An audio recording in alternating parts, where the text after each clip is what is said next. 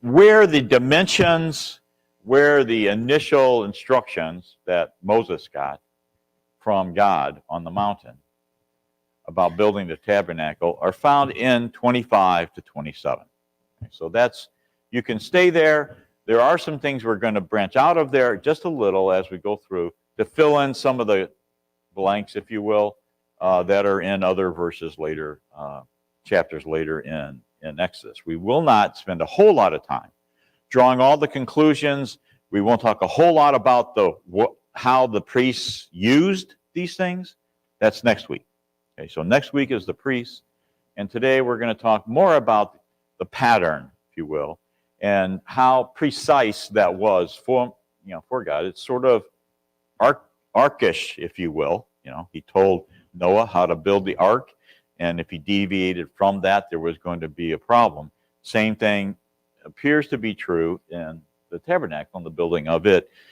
As a matter of fact, it was so unique and it was so new that they didn't even know how to build it. He had to give them the knowledge to be able to produce some of what he wanted. Even to this day today, if you were to take a talent of gold and try to build a menorah out of it, okay, the lampstand, that takes a highly skilled artisan to be able to do that. Today, what would we normally do in modern times? When we're doing something out of metal, what do? Melt it and pour it into a mold, don't we? That's generally what we do. God didn't want that. Okay? God didn't want that method to be used. And so he had to show them, teach them how to do that. I tried to find, do we know how to do it today? I tried to find that, I got all kinds of wiggly stuff out of the internet, okay, on that. I never could really answer the question. Do we know how to, hammer and build this, lampstand out of, basically 75? And that's another thing. A lot of what we're going to talk about are ranges, because, the talent of gold was anywhere from 75 pounds up to 90, sometimes 110. It kind of varied a little bit, although I believe generally it's most often thought of 75 pounds of gold. Okay? So I tried to find out, what does 75 pounds of gold look like, and it's basically less than 3 bars. Okay, the bars you see on TV all the time. The thieves, break in and they steal the bars of gold. Well, that is about 25 pounds or so. Okay, one bar. Okay, of that. It's not a lot of gold to form such a large thing. Now, generally, they have the menorah standing about this tall. Okay. All right. So, just give you I wanted just to do some caveats. That's where I was looking for.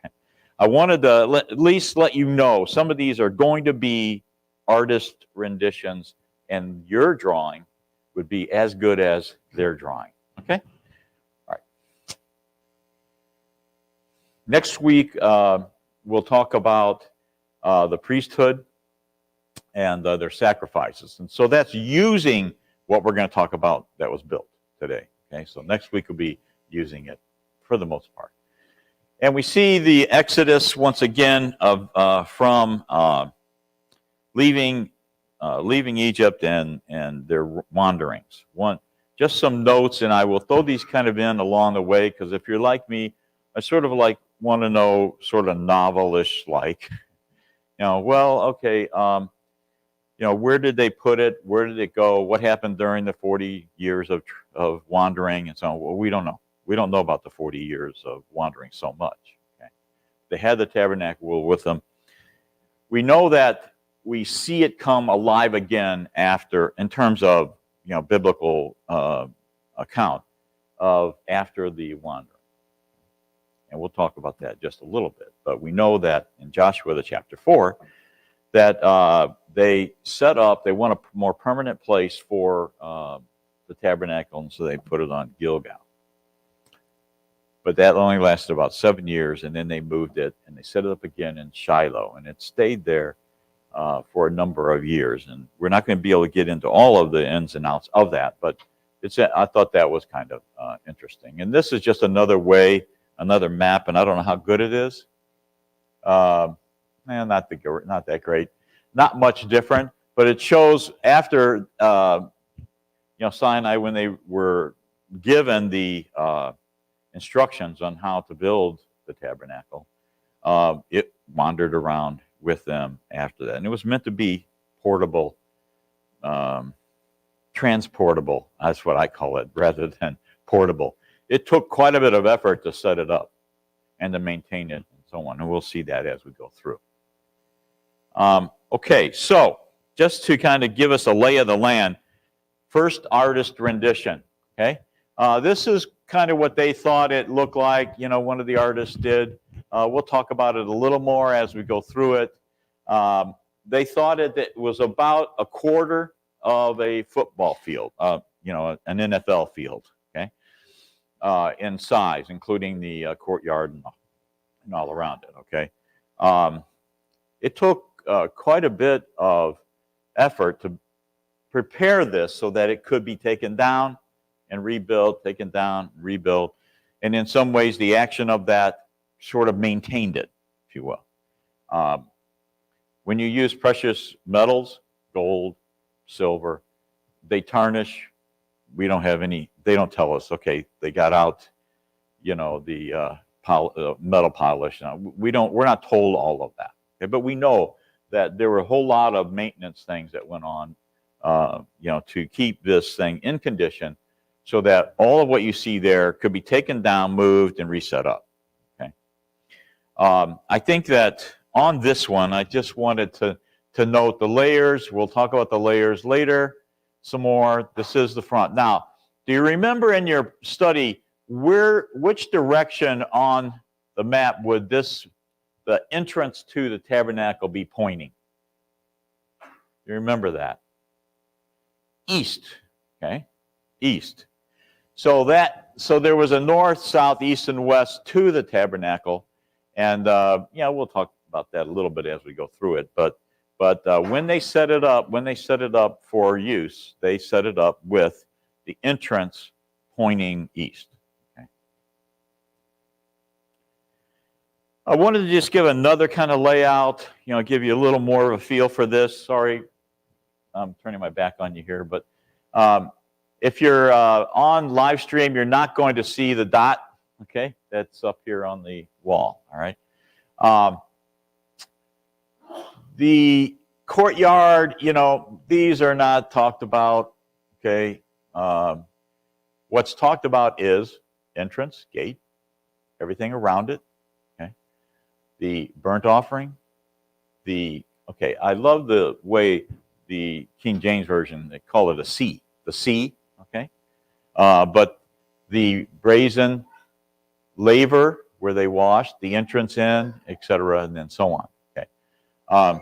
Yes, I do wish that we had an account on how did they handle all of these animals, all of the,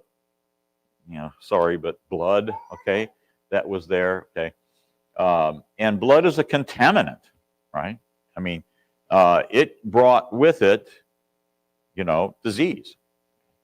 So just think about all of what went on to be able to worship here in that time. Also then, because I think sometimes we say, well, what would it cost today? Okay. So you can find all kinds of numbers out there. This is just metal, okay? That's all it is. It has nothing to do with the wood, has nothing to do with all the rest of it. But they figure today all together about $100 million worth of stuff, okay, went into building it. Now, where did they get all of that? The Egyptians, right? They got the vast majority of these precious metals and all from the Egyptians. And another way to look at this, this is in Numbers, the 2nd chapter, but notice how it's set up. Okay, so you have the tabernacle in the middle, and then you had the Israelites that would ring that. And some of the artists try to show that, but recall that they had to have a place to to stay, right? And so they set up, there was an organization, if you will, to how they established the camping and so on that they would have there. Okay. All right. The Ark of the Covenant. One of the questions I always wondered about was why acacia wood? You know, almost every single thing here made out of wood is acacia wood. Well, as is often the case in biblical things like this, it was prevalent. Okay, it was available. Right. And there's some other things about it. It was an abundant tree type. It was unpalatable to insects. Okay, just like, you know, one thing about pine. Okay, pine has a natural oil in it that just like sequoia trees and the coastal redwoods and so on, they have a sort of a natural pesticide, okay, or avoidance, you know, in it. Same thing with the acacia wood. It's also twice as hard as oak, so once you made it, it could last a long time. Plus, if you see, they're carrying a lot of things on poles.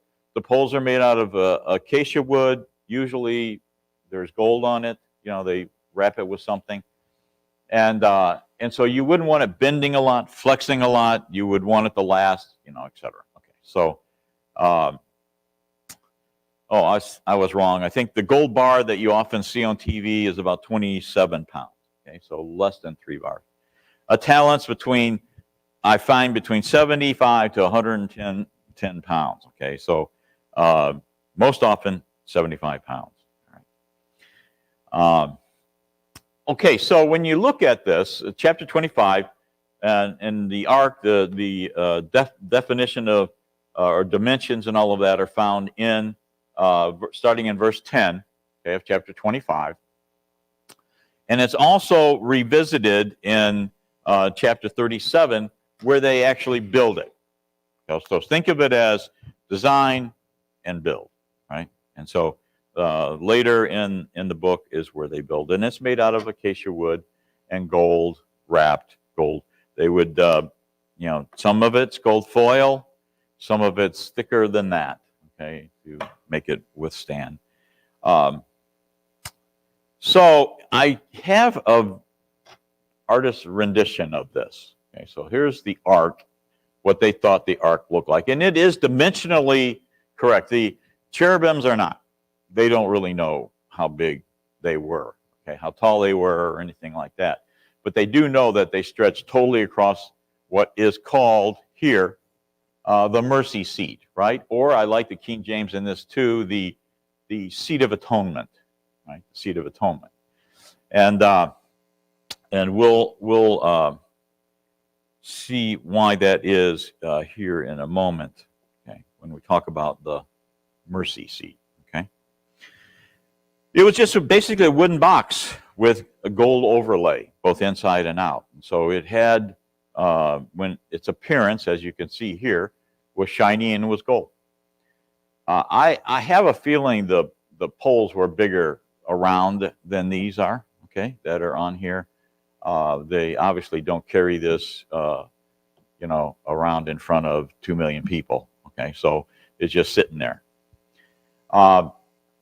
And there's moldings, there's rings, and the dimensions and how to build it, or what goes into building it, are highly specific. Rings, okay, are identified. The poles are identified. You know, all of it was to you know, be overlaid with gold. The poles were to remain in the ark. Okay, you know. There's so much symbolism about all of these things. You know, it needed to be able to be carried, and it could not be touched. Recall, okay, Uriah proved that. So it could not be touched, and so they stayed in there at all times. Next week when we'll talk about the priest, there's some oddities, okay, about approaching it even, okay, the ark. It appears that most all countries, once this was built and once they were moving with it, all countries knew about the ark, and they kind of viewed the ark as the power, if you will, of God. Of course, God demonstrated his power in many other ways than just that, but that's how they viewed it, and that's why the Philistines stole it. Okay, back over in Saul's time. Okay. So the ark held the testimony God gave them, and let's go on and look at that part for a moment. The contents. Okay, so the contents inside, we know they had the stone tablets, right? Not the original, but the second edition, right, of that. Manna, okay, ephah of manna, and Aaron's staff that budded. And I think the purpose of that was they wanted them to remember where it came from, God's law, the power of God, right? His, turning his rod, budding, the budding rod. Okay. I've often thought about that. I have several walking sticks, okay, that I've accumulated, okay, going to all kinds of different trails, okay, some mountain, some not. And one of them still has knots on it and all. So that's kind of what, in my mind, that's what I'm envisioning. And this is what I came up with here. Yet all the rest are kind of color, but I thought this kind of hit me better. And you see his rod in there budded. And so that's kind of what I think in my mind. Is that not what you think? Is, if I use the walking stick that has the little knot still on and all, that some kind of sprout would come out of them. And I guarantee you, if I walk out in the garage and it's leaning against the wall there and it has sprouts on it, it'll get my attention. Okay? And I think that's one of the things, the visualness of God's interaction with them was so, I think, important, even though they tended to ignore it sometimes. But it was in the ark. Okay? These reminders were in the ark. Okay, let's talk about the mercy seat for a moment. Any idea why it might be interpreted as using the word mercy seat? Any idea what it was used? You know where it is? It's on the top of the ark, isn't it? And that's kind of another artist. Okay, remember, artist rendition. Okay, and so you can see here, in the middle is where the wings of the cherubims would cover, right? And that would be considered the mercy seat. And yes, there is a period of time when the glow of God being there does show up between there. But it's more often used as atonement. Okay? And that's why King James called it seat of atonement. Okay? Because that's where the priest goes in and atones for the sins of the people. And so they go in and they have to dip their finger in the blood of the bullock that was offered for sin and the goat that was the sin offering. Okay? Both of those, they would go in with whatever, censers or whatever with the blood, and they would dip it and they would put it in the front of this. Okay, so this is this part here. Okay, I think is what they're talking about right here. Okay, so you're sort of offering the blood to God. You're doing it in front of this box, right? That's there. And it's the place where God meets with the high priest. And next week we'll talk a little more about that and what that means. It was as if God dwelt between two cherubim and met Israel there. And wouldn't that be kind of astounding, if you were a high priest and all of this was happening in front of you? It would be quite a physical presence that would just be astounding. Okay, we're walking basically now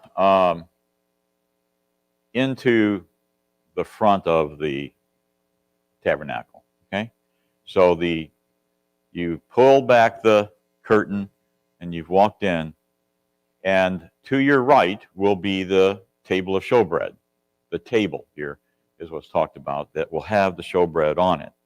Another artist's drawing of this is something like this. I think the size is correct, but we don't know the rest. I mean, I think gold looks better than that myself, but and so this was sort of their idea of what the table of showbread would look like. Now,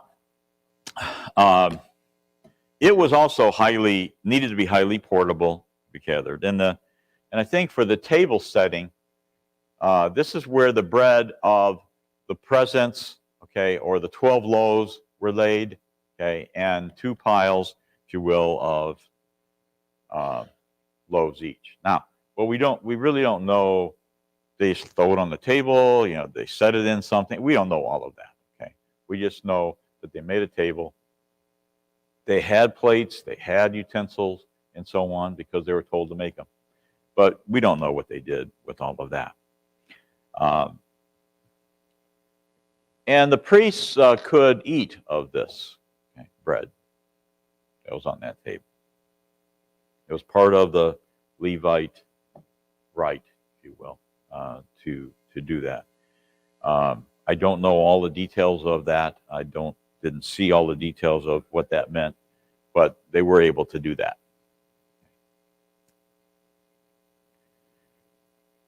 Okay, so we're still on the table, I think, and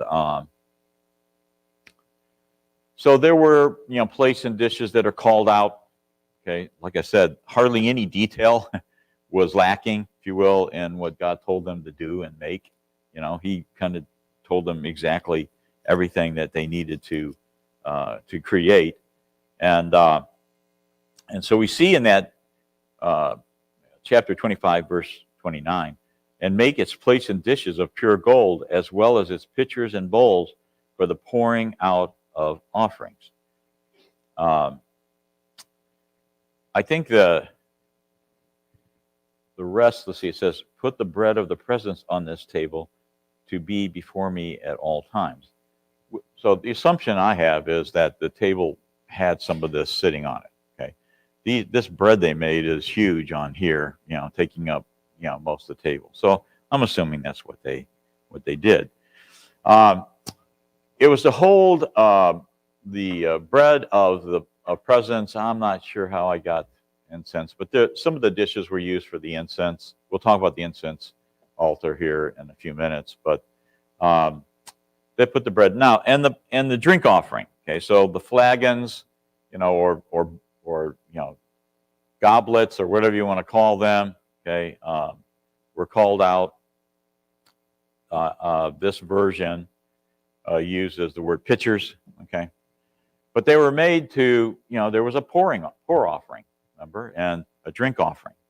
Paul even uses it, doesn't he, as an example that he had already been poured out, okay, as an offering, and so it's a visual way, I think, of indicating you're all in, you're all into what is being asked of you. Okay, now let's talk a little bit about the lampstand. It had 7 lamps on it. It didn't have a lamp for every tribe. Any idea of what might be the purpose of the number 7 in this case? Kind of perfect or complete, and I think there's some other ideas about, what did it really, what did it stand for? But their word for it was a menorah. That's why today you hear about menorahs, right? Same thing, same as the lampstand here. It was to be hammered out of one piece of gold, and that was not easy. That was not an easy thing to do. Other things were meant to do. Other things were done that way too. It appears that maybe cherubims, okay, on top of the ark, were part of the top, okay, and all of it was made from one casting or whatever they did to do that. And it even tells us what the ornamentation was supposed to look like, right? Little bowls, supposed to have some leaves on it, etc. And there's a whole lot of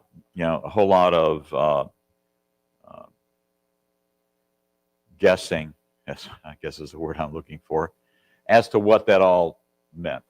But there's a couple things I would point out here.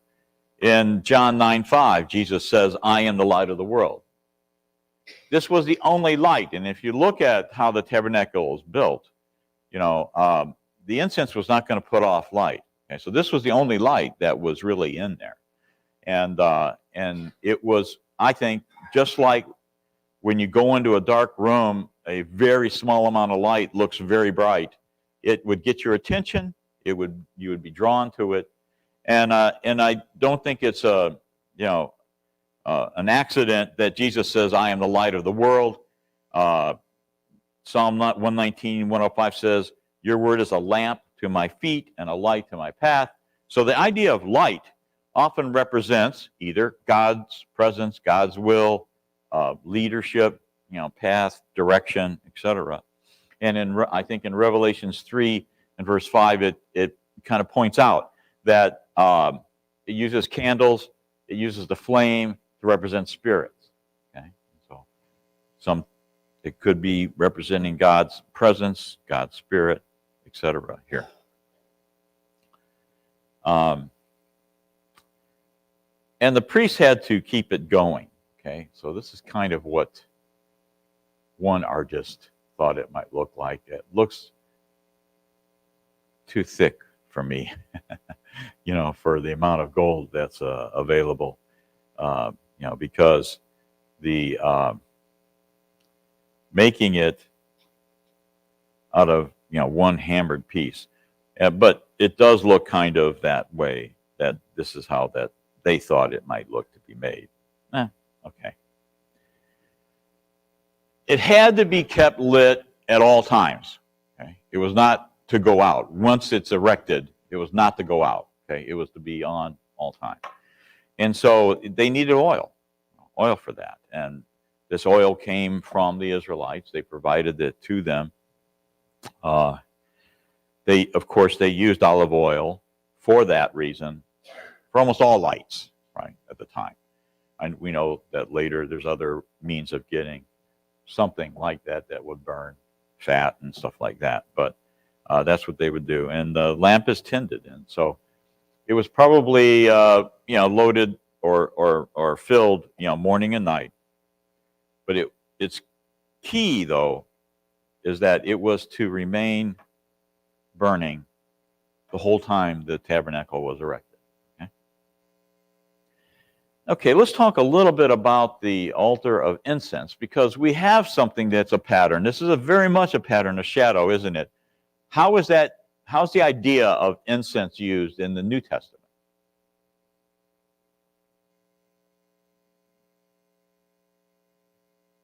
Sweet incense. Prayers, right? Prayers, okay? Sweet savor unto the Lord, right? Our prayers are to be that. And so when you think about it,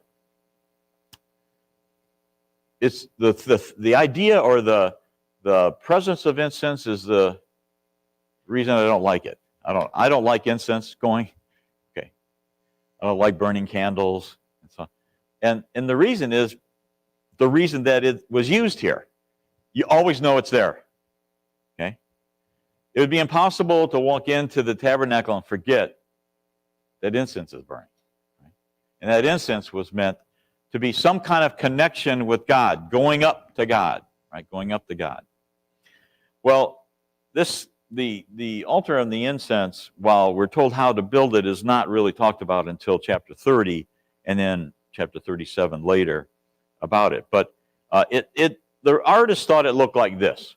Okay, I don't know how well this is showing up here. But you got the little horns on the corners, okay? And then here in the middle. The way this is made, it looks like a bronze grid, right? Like a grill.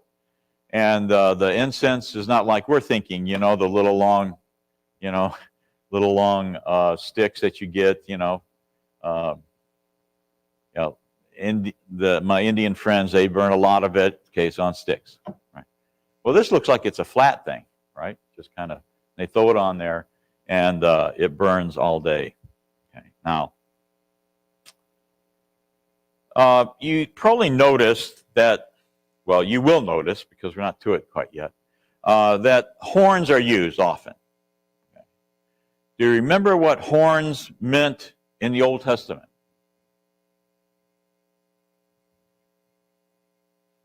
Power, authority, right? In charge, okay? And you'll see that's on here, and it's also on the burnt altar for the burnt offering, okay? Same kind of idea. And it changes a little bit when you get in the New Testament, okay? But it's similar. We know that Jesus is represented as a horn, isn't he? And the church is represented as a horn, and it grows and it takes over the entire earth, okay? So the symbolism, I think, is source. You're here in this case. You're talking to someone of authority. Okay, you're sending up this incense, right?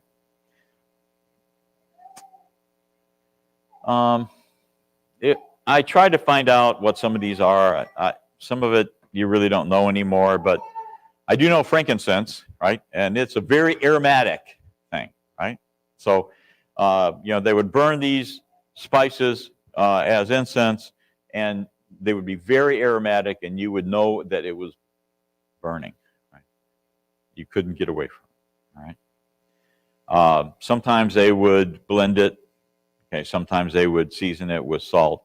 Don't know why you would do that. Okay. But some of it was beet, very small. But it was to be an offering, just like our prayers are an offering. Right? So it is a good example, right? It is a good symbol for us to think about today. And when we pray together, we could think about, this is like incense, It kind of permeates us all going up to God, right? Okay, I'll pick it up a little bit. Okay, so the inner curtains, all right. There's a lot of mechanisms involved here. Okay, that we're going to see pretty quickly. So the curtains are made, they're certain length, certain width, and they're connected together. So they're each connected together, one to the other, okay, with gold loops and clasps and things like that. Okay, so God even worried about fasteners, didn't he, when he told them how to build this. Right.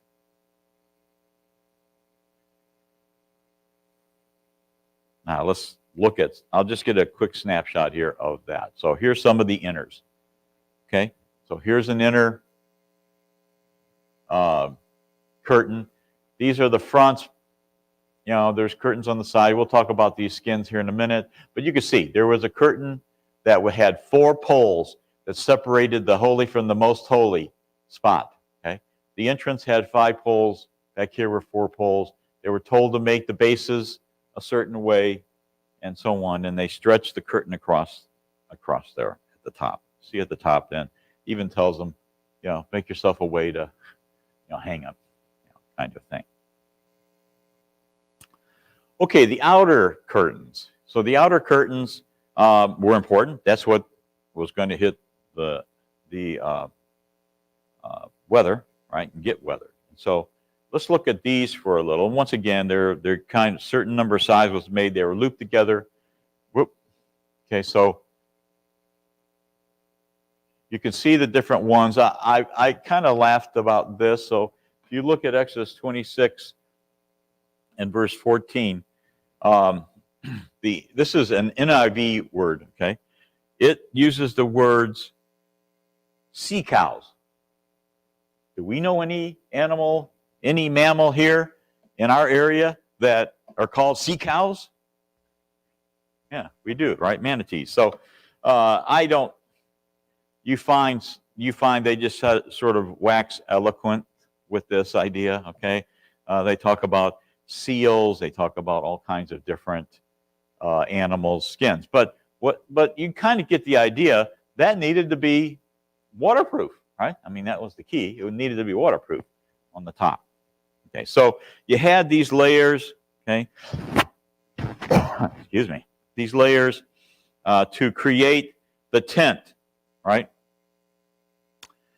Some of them were ram skins, some were other animal skins. You know, other than being distinctive, you know, dyeing leather, okay, it doesn't really make it waterproof, does it? So you still needed something over that. So they weren't this wasn't the top layer, if you will. But they offered some luxury look to it, and so he even told them what color to make them.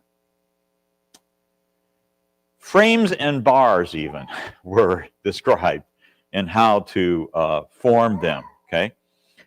They were to use gold, and they were to use silver, etc. And I thought you would be interested in this, okay? View, this image. This was sort of the best image I found that kind of represented what this probably was going to look like and what they were going to have to go through to build it and maintain it, okay? And so if you're a craftsman at all and you do any woodwork, you know tenons are sort of a way to hide connections, right? You know, they fit within each other. There's a socket, and then then it slides into the socket that you build, okay? And that's what these are. God, I don't know if God invented them. Okay? We use it today. I mean, your drawers and almost everything you use where you don't want to see the joint, use something like this, okay? But he definitely told them how to do this, and here you can see them sticking down. But they put rings on the outside, okay, poles to hold them up. So this is the tabernacle. And so even though it was meant to be taken down and re-erected, it was built well, right, to be able to do that and withstand things. I'm just kind of amazed sometimes at the level of detail that God went through to tell them how to put this together. And then later we'll see how well they built it, right? But and so this is just another view of the same thing, but notice one thing this one shows you. So the north, south, east, and west. So here's east, right? So the entrance was always going to be pointing east. And so there would be a south, a north, and a west. And in some ways, that's how they reference things, okay, when they were building it. Okay, so the veil. So the veil in the tabernacle, they're talking about that middle part, right? Right here. Okay, this being the veil. And the veil was exceptionally well made. Now, we know that the veil in the temple split, right, when Jesus was crucified. And they say that the veil, that veil was made as one piece, okay? And when it tore, you know, through those layers that had been made.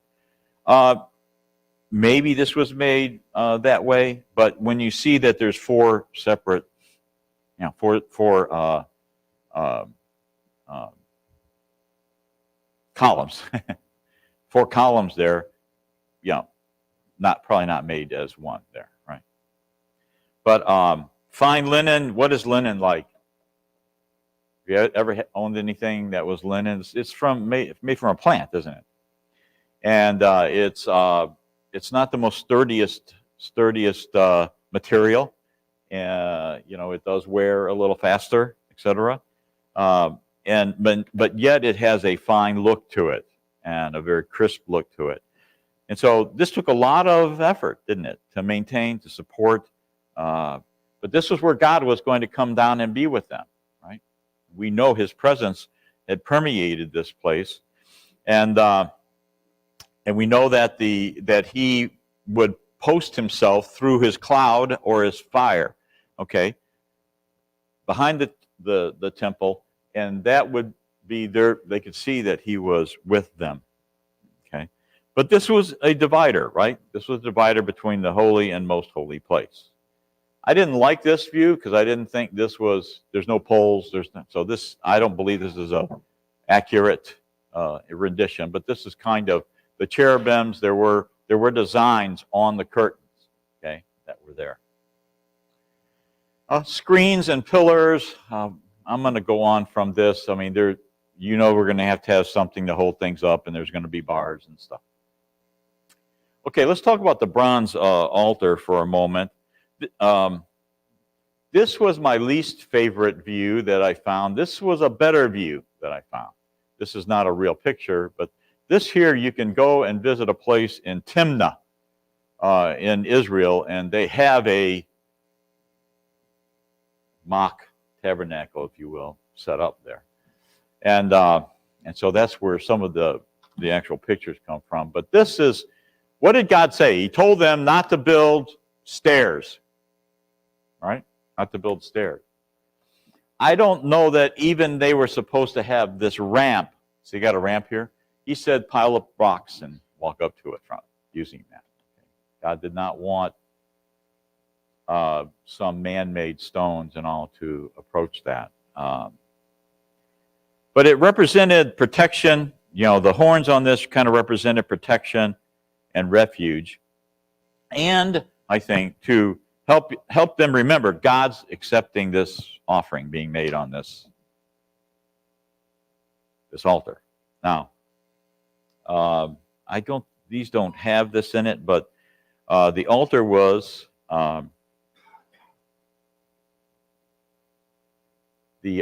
made out of bronze, okay, acacia wood and bronze. And bronze would allow it to have fire on it and then not be consumed, okay? So that metal would be used for that, okay?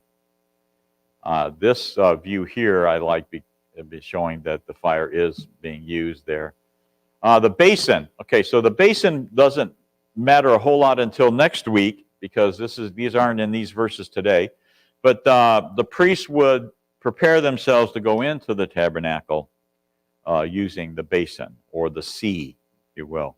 This is just an artist's rendition of it. I would think it would be, I thought, based on this description, it would be bigger around and not as deep, okay, as this is here.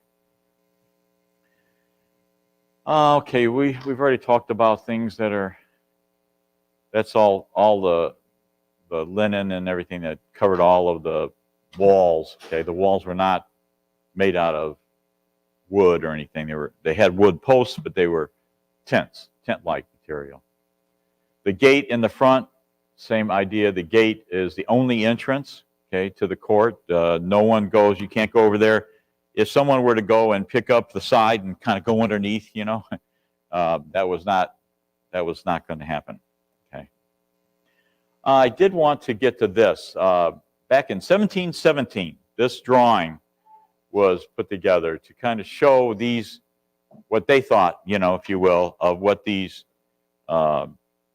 accoutrements, if you will, in the tabernacle would look like. And I'm going to go to this real quick. Got about 3 minutes left. So here, this is interesting to me. I mean, this was one of the only drawings I found that sort of showed what it might look like. I mean, I don't know what their tents were like. I don't think anyone knows what their tents really look like. This looks more like a military setup to me, okay, than a bunch of families setting up their tents to live in, with kids and everything. But I do think that it was interesting that they had a way, a method, a pattern to build this, a pattern by which to organize themselves around it. And we'll talk next week about the priests using these things to worship God and to provide, forgive the rolling ahead, if you will, of their sins. Okay, thank you. We're 2 minutes early. That's a first for me. I had one more thing on here, but you can come on in, Ray. It's not this. I wanted to show. There are videos out there, if you will, virtual videos. Like looking at a house. Okay, there's a virtual video out there that you can look at that would show what it was like to wander through, if you will, the tabernacle.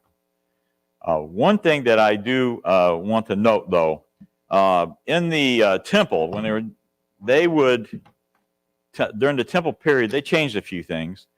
And one of the things, they would tie something around the priest in case he was overcome, so they could drag him out, because if they entered, they would die.